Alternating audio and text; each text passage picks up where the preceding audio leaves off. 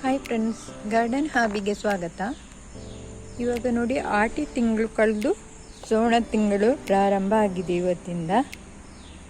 ಇದು ನಾನು ಹೇಳಿದೆಲ್ಲ, ಆಟಿ ತಿಂಗಳಲ್ಲಿ ಸ್ವರ್ಗದ ಬಾಗಿಲು ಹಾಕಿರ್ತದಂತೆ, ಹಾಗಾಗಿ ಹೂಗಳೆಲ್ಲ ಆಗೋದಿಲ್ಲ ಅಂತ. ಪ್ರಾಚೀನ ಕಾಲದಿಂದ ಹಾಗೆ ಹೇಳ್ತಾರೆ. ಆದರೆ ಇದರಲ್ಲಿ ಇನ್ನೊಂದು ವೈಜ್ಞಾನಿಕ ಪದ್ಧತಿ ಅಂದರೆ, ಈ ಹೂಗಳ ಗಿಡಗಳ ಡಾರ್ಮೆನ್ಸಿ ಪೀರಿಯಡ್ ಕೂಡ ಇರಬಹುದು. ಈಗ ಇಲ್ಲಿ ಅಂದರೆ ಈ ಸಮಯದಲ್ಲಿ ಈ ಹೂ ನೋಡಿ ಎಷ್ಟು ಆಗಿಬಿಟ್ಟಿದೆ, ತುಂಬ ಚೆಂದ ಕಾಣ್ತದೆ. ಇಷ್ಟೊಂದು ಚೆನ್ನಾಗಿರೋ ಹೂ ಆಗ್ತದೆ ಅಂತ ಇದರಲ್ಲಿ ನನಗೂ ಗೊತ್ತಿರಲಿಲ್ಲ. ತುಂಬ ಆಗಿದೆ ಕೂಡ, ಗೊಂಚಲಾಗಿ. ಇಲ್ಲಿ ನೋಡಿ, ಗುಲಾಬಿಗಳೆಲ್ಲ ಈಗ ಆಗಲಿಕ್ಕೆ ಶುರುವಾಗಿದೆ. ಇಲ್ಲಿ ನಂದಿ ಬಟ್ಟಲು ಕೂಡ ಆಗಲಿಕ್ಕೆ ಶುರುವಾಗಿದೆ.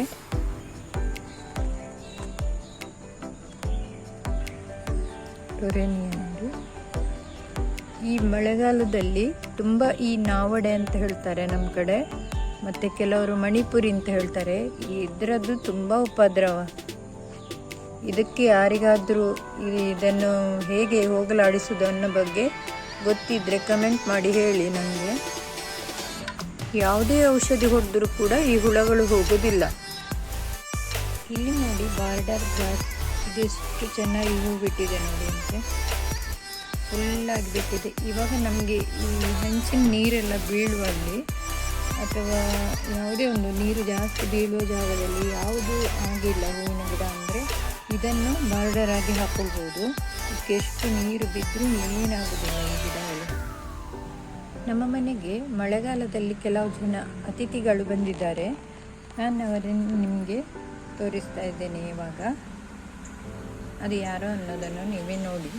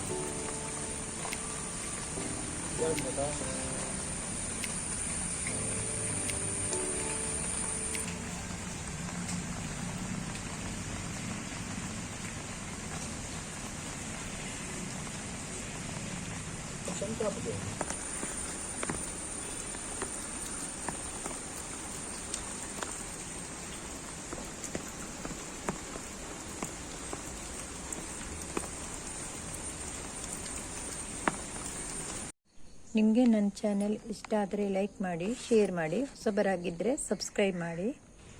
ಹಾಗೆ ಪಕ್ಕದಲ್ಲಿರುವ ಬೆಲ್ ಐಕಾನ್ ಒತ್ತೋದನ್ನು ಮರಿಬೇಡಿ. ಹಾಗೆ ನಿಮ್ಮ ಅಭಿಪ್ರಾಯಗಳನ್ನು ತಪ್ಪದೆ ಕಮೆಂಟ್ ಮೂಲಕ ತಿಳಿಸಿ. Thank you.